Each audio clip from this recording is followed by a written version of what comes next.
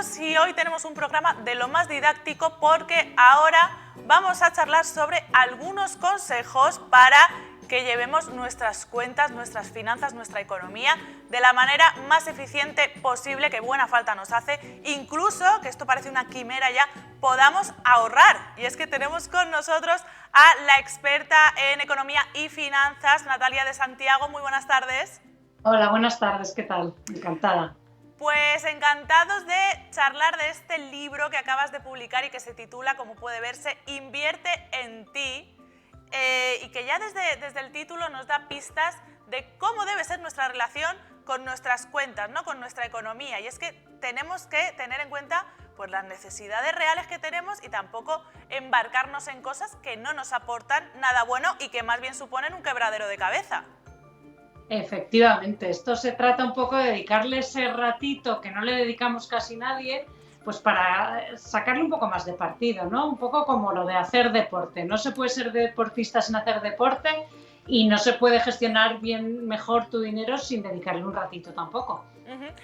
Natalia, vamos a charlar de este libro, pero antes de empezar es que se ha abierto el plano y te he visto en totalidad con esa estantería detrás que me estaba dando toque de la cantidad de libros que tienes. Muy ordenado. Mira, fíjate qué bonito, que llama la atención que has puesto el tuyo. Creo que es el único que está recto, bien colocadito. Sí, ahí sí, está. sí. Eso es más, sí, muy... Es marketing. Igual, ¿has desordenado aposta los de alrededor No, para que destaque no. el tuyo? Eso es natural. A mí se me van desordenando y ordenando los libros casi solos. No, pero eso es muy bonito porque eso es que está viva. Que eso, sí. Esto es una cosa muy, muy buena. Vamos a hablar de Invierte en ti, de este libro, y que además ya desde la faja, que la faja es una palabra que no me gusta, pero es que se llama así, ya en la faja dice una cosa interesante y es aprender a ahorrar como un rico, que esto yo siempre lo he dicho. Los ricos, aparte de porque tengan ingresos, también lo son porque ahorran, saben ahorrar, incluso algunos de ellos son agarraditos para algunas cuestiones, ¿eh? O sea que es importante esto también. Efectivamente, es que siempre tenemos la sensación esa de que ahorrar es de pobres, de renunciar, de tener suficiente, y es todo lo contrario, los ricos ahorran muchísimo. Lo que pasa es que de otra forma lo hacen más organizado, se lo proponen y no lo hacen como lo hacemos muchas veces nosotros, que es como lo que queda en la cuenta al final del mes, ¿no? Como si fuera casi una casualidad, un accidente. ¡Uy, han quedado! No, hacerlo pues como los ricos, con conocimiento de causa, proponiéndoselo y con premeditación y alevosía. Y sobre todo una palabra clave en este sentido es la planificación, es decir, hacer tablas casi de todo. O sea, hay que tener, el Excel lo tienes que tener instalado. O si no el Excel, pues una manera más rudimentaria, pero bueno, una tabla hay que tener como mínimo. Hay que hacer un presupuesto, sí, o sea, es importante saber en qué se te va el dinero, sobre todo porque nos engañamos muchísimo y no, si yo no gasto nada en salir y tal, y luego sumas y efectivamente es un pastizal. Esto es igual que lo de yo en el móvil nada, lo miro 5 minutitos y nada, y luego ves el empleo del iPhone y te pasas todo el día en TikTok. Entonces, lo primero es saber en qué se te va el dinero y luego ya con eso, pues se puede, con esa información, pues tomar ya las decisiones que hagan falta, claro. Bueno, hay una cosa terrible, bueno, terrible no hay que tener miedo a la información. Hay gente que tiene miedo a mirar su cuenta del banco, que ahora con las apps que tenemos a mano, toda la información financiera, te da miedo. Hay aplicaciones, la mía en concreto, que te desglosa incluso el importe que te has gastado en restaurantes, en ropa, y tú no quieres verlo en realidad porque dices, mira, pues ya está gastado, ya está gastado. Pero no, ese es el error. Hay que mirarlo bien, ¿no? Sí, sobre todo además mirarlo a los ojos. Mirarlo bien para castigarse, que ese es como el otro fallo, ¿no? Que parece que es como las dietas, que es que hay que quitarse lo que te divierte precisamente, el chocolate y el helado. Pues no, todo lo contrario.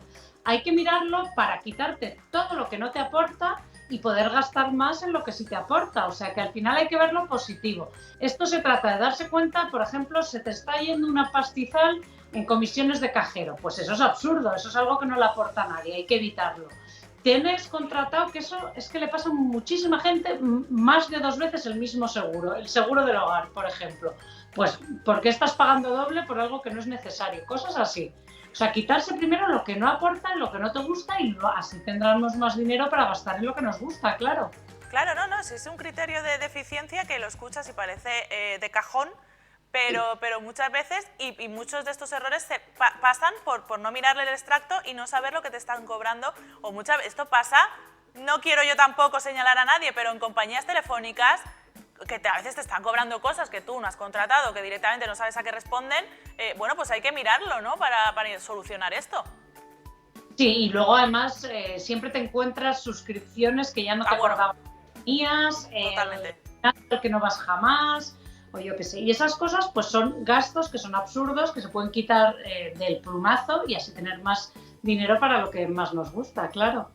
Como estamos leyendo en la portada, 11 pasos donde se nos da consejos, se nos dice cómo podemos ahorrar mejor, son muy variados y afectan a muchos aspectos de nuestro gasto. 11 pasos, esto es como todo, el primero es reconocerlo, es decir, no, mira, el ahorro no viene por ciencia infusa, de forma natural no surge, sino que nos tenemos que sentar, lápiz y papel y mirar esto bien y abordarlo. Efectivamente, o sea, los 11 pasos van en orden, ¿no? Un poco de menos a más, porque no se puede empezar la casa por el tejado, por desgracia, y como tú dices, pues eso, no se puede correr una maratón sin salir primero a correr, ¿no? Pues esto es un poquito lo mismo. Y son fáciles, o sea, yo creo que luego la gente, según los va leyendo, dice, anda, es verdad. Lo que pasa es que hay veces que el sentido común hace falta verlo por escrito, porque si no, no caemos. Claro. Y entonces, una vez que empiezas, luego se le va cogiendo hasta gustillo. Una cuestión fundamental es, no hace falta para poder organizarse y para lo que podemos leer y comprender en este libro, ser economista, ser un experto en finanzas, simplemente esto es para el día a día, para nuestro ámbito doméstico, para dummies, como dicen en esos libros de aprendizaje, no hace falta tener grandes conocimientos en la materia. Ninguno, o sea, ni grandes ni grandes ni pequeños.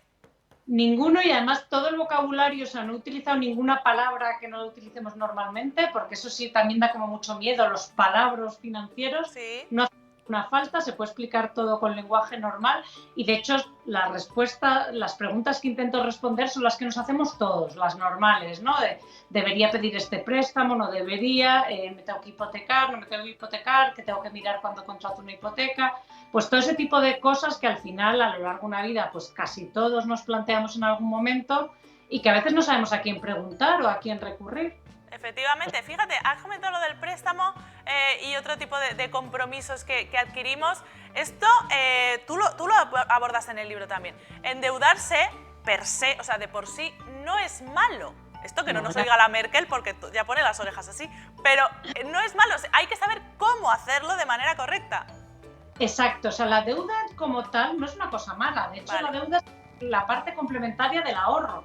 Tú cuando ahorras le estás prestando dinero a tu yo del futuro y cuando te endeudas le estás pidiendo dinero a tu yo del futuro. Y tiene todo el sentido del mundo para ciertas cosas pero solo para cosas que te puedan ayudar a crecer y que me vayan a servir a mí y a mi yo del futuro, que para eso le estás pidiendo dinero.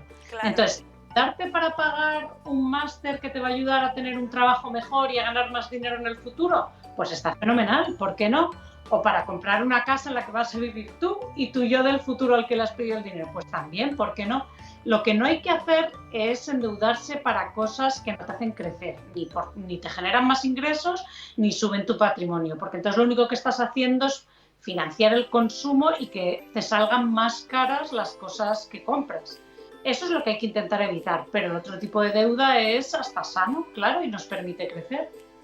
Otro tipo, y está muy vinculado a esto, es el miedo que nos da muchas veces la comunicación con el banco, ¿no? Porque ya lo has apuntado antes, a veces se nos dicen conceptos que no conocemos, en los contratos aparece esa letra pequeña a la que todo el mundo tiene miedo. Al final hay que perderle un poco ese respeto, vamos a decir, por no decir miedo, a comunicarnos de tú a tú con el empleado que nos atienda en el banco y con lo que contratemos, ¿no? No sentirnos en una situación siempre asimétrica en cuanto a que ellos, claro, tienen el poder y yo soy aquí un pobrecito que a saber qué me están metiendo a mí. Efectivamente, además hay que tener claro que la obligación de explicar la tiene el que te está vendiendo el producto, la tiene el banco y te la tiene que explicar de forma que tú la puedes entender. Entonces tú siempre preguntar sin miedo, dar el coñazo, llamar, preguntar, enterarse, porque es muy peligroso contratar un producto que no entiendes bien. Y tantos problemas que nos ha dado, que todos conocemos, claro, este tema. Entonces, realmente, aunque le pongan a veces nombres muy exóticos, las cosas son las de siempre. Es el tipo de interés, son las comisiones y son las ataduras, ¿no? Esas otras cosas así de, pues ahora compromisos de permanencia, que tienes que contratar otros productos adicionales y tal. Pero no tenemos que tener miedo a preguntar porque la obligación de explicarnos es de ellos. Totalmente. Y siempre quejarse cuando algo no te cuadra y tal. El que más da el petardo es el que mejor le salen las cosas en esto de las finanzas. Esto yo lo digo mucho, no hay que temer ser molesto. Ser molesto porque si tú tienes... muchas veces nos cohibimos porque la actitud del otro es como, bueno, ya está aquí dando la coña. Pues no, chicos, pues si me tengo que informar, me tengo que informar. Incluso quejarse. Muchísimas de las cosas de los bancos y de las condiciones son negociables, ¿eh? O sea, la gente que se queja paga menos comisiones, eso está comprobadísimo. Eso, madre mía, ahora estamos lanzando, ahora todo el mundo va a ir al... Ahora no, porque ir está más complicado, pero ya todo el mundo va a decir, pues me voy a quejar. Pues nunca está de más, el no ya lo tienes, y es verdad que muchas cosas sí son negociables, y que el que se queja, el que no llora no mama al final. Bueno, es una gran lección, y es que el refranero está lleno de sabiduría. Muchos nos estarán escuchando y dirán, bueno, lo de ahorrar es una cosa que en generaciones anteriores sí que estaba muy presente, tenían incluso su plan de ahorros y demás. Ahora con los sueldos que tenemos y con esta precariedad e inestabilidad en la que vivimos, claro, lo de ahorrar se ha convertido pues, en una entelequia que muchos ven como pues eso, una palabra de antaño, ¿sabes? No es posible, pero sí es posible. La realidad es que los datos muestran que la mayoría tenemos más capacidad de ahorro que ahorros. O sea, es verdad que cuando las cosas van mal y si en plena pandemia te ponen en un ERTE, pues no es el momento de ponerse a ahorrar, ¿no? O sea, cuando las cosas van mal no hay que ahorrar, pero cuando las cosas van bien y sí se puede es cuando se nos olvida. Y eso es lo que tenemos que ser conscientes, que los niveles de ahorro de los hogares estaban en mínimos en 2018, cuando todo iba bien, cuando nos creemos que todo va a ir bien siempre, entonces nos lanzamos a gastar más, a comprar una casa más grande, un coche mejor. O sea, la realidad es que tenemos que hacer el esfuerzo de acordarnos cuando va bien. Y entonces sí que tenemos capacidad de ahorro. Lo que pasa es que estamos más optimistas y asumimos más riesgos. Claro. Y intentar evitarlo, porque hay que hacer colchón cuando las cosas van bien para poder tirar de ese colchón cuando las cosas van mal. Claro que en el libro no hay un apartado de llevar tus finanzas en plena pandemia, porque claro, ¿quién iba a sospechar que iba a haber esta pandemia? Pero es indudable que ha afectado muchísimo a cómo nos planteamos el ahorro y nuestro futuro financiero. Pero bueno, sí que hay, por ejemplo, eso sí que lo he hecho, hay un capítulo dedicado que se llama Ponte en lo peor, que es Mira, pues sí. Para que la siguiente crisis, porque crisis va a haber siempre, o sea, eso también está muy comprobado, estos son ciclos. Lo que no sabemos es qué crisis va a ser la siguiente. Igual que no teníamos ni idea que iba a ser una pandemia y pensábamos que iba a ser otro tipo de crisis y nos ha pillado por sorpresa. Pero que va a haber otra crisis dentro de X tiempo seguro. Entonces lo importante es saber prepararse. Y eso sí que lo toco en el libro de cómo hacerse más resiliente, esa palabra ahora tan de moda, sí, financiero, para que la siguiente crisis nos coja a ser posible más preparados. Los lectores ya te conocen porque tú eres una persona que ha colaborado y colabora en muchos medios de comunicación y en internet pues interactúan mucho contigo. ¿Qué te han trasladado sobre este libro? ¿Qué les ha llamado especialmente la atención? Bueno, pues yo estoy muy sorprendida con la acogida, ¿eh? Porque yo la verdad que pensaba que iba a decir, bueno, esto la gente me va a decir que es un rollo patatero, porque además empieza el libro con el presupuesto, que es lo que no le apetece hacer a nadie, y al contrario, o sea, el feedback muy bueno. Yo creo que a la gente lo que más le gusta es que se lo expliques de una manera que lo puedan entender. No siempre parece que te hacen sentir un poco tonto, ¿no? Sí. Como que ya tienes que haber sabido todo y la culpa es tuya por no saber. Entonces yo creo que eso es lo que se agradece al final, que son cosas que dices, anda, pero si no había ninguna razón para que yo no hubiera entendido esto antes. Entonces yo creo que ese sentimiento de por fin me entero y me lo han explicado tranquilamente es lo que más está agradeciendo la gente, sí. Y sobre todo, y así ojeando mientras te escucho, también abordas mucho el tema de los falsos mitos que tenemos muchas veces en torno a cuestiones de ahorro y demás, y ahora justo el que he visto es esta idea tan asentada, cada vez menos también, de alquilar es tirar el dinero. Sí, es que tenemos que hacer un esfuerzo todos por desbancarlo cuanto antes, porque hace mucho daño, ¿no? Y además frustra muchísimo, y sobre todo a los jóvenes, que encima ahora mismo tienen una situación de acceso a la vivienda súper complicada. Entonces, Esto de que alquilar es tirar el dinero es que es una tontería, porque realmente alquilar es un gasto en algo súper legítimo, como es un techo sobre tu cabeza, ¿no? Claro. Esto viene del otro mito que hay que también quitarse, que es que la vivienda es la mejor de las inversiones, la solución a los problemas, que no es verdad. O sea, eso ya lo hemos visto, que la vivienda es una muy buena forma de ahorrar para el futuro, pero no siempre es necesariamente una buena inversión.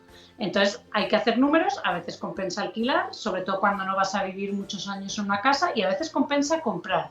Pero además solo compensa comprar una casa que te puedas permitir, que antes teníamos esta obsesión de hipotecarnos al máximo y comprarte la casa más grande que pudieras y tal. No, eso es un error.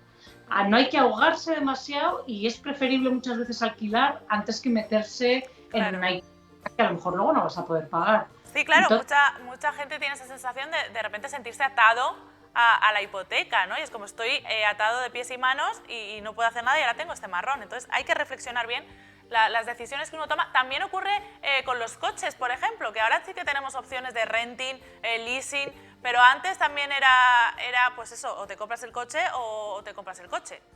Ahora hay más opciones. Y encima, coche nuevo, cada X años, cuando un coche pierde valor, según lo sacas del concesionario, ya ha perdido un 20% de valor. O sea, como inversión es una ruina. Otra cosa es que sea necesario y tengamos que pasar por pagar esos precios astronómicos. Pero a mí lo del coche es lo que más me amarga. Sí, porque sí, ¿verdad? Solo pierde valor. Es una cosa que es muy útil, pero solo pierde valor a toda pastilla, además.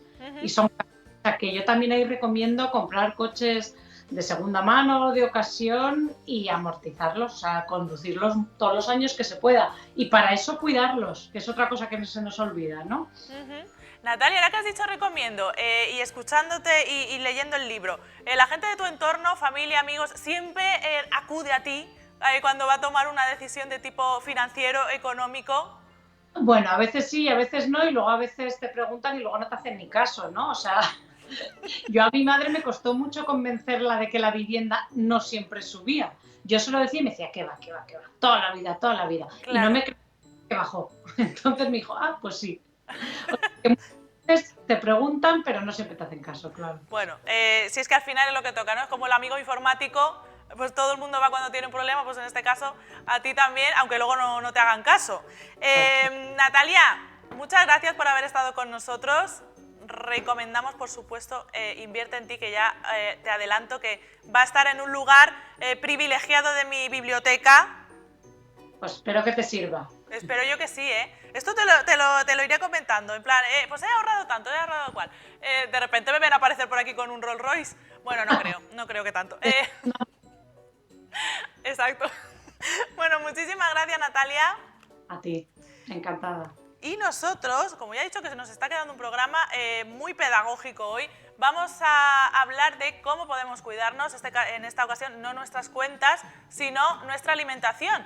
Porque, oye, también es una inversión nuestra salud, obviamente. Tenemos un cuerpo con el que vamos a convivir toda la vida y debemos cuidarlo. Así que de todo ello nos va a hablar Sonia Lucena después de la publicidad.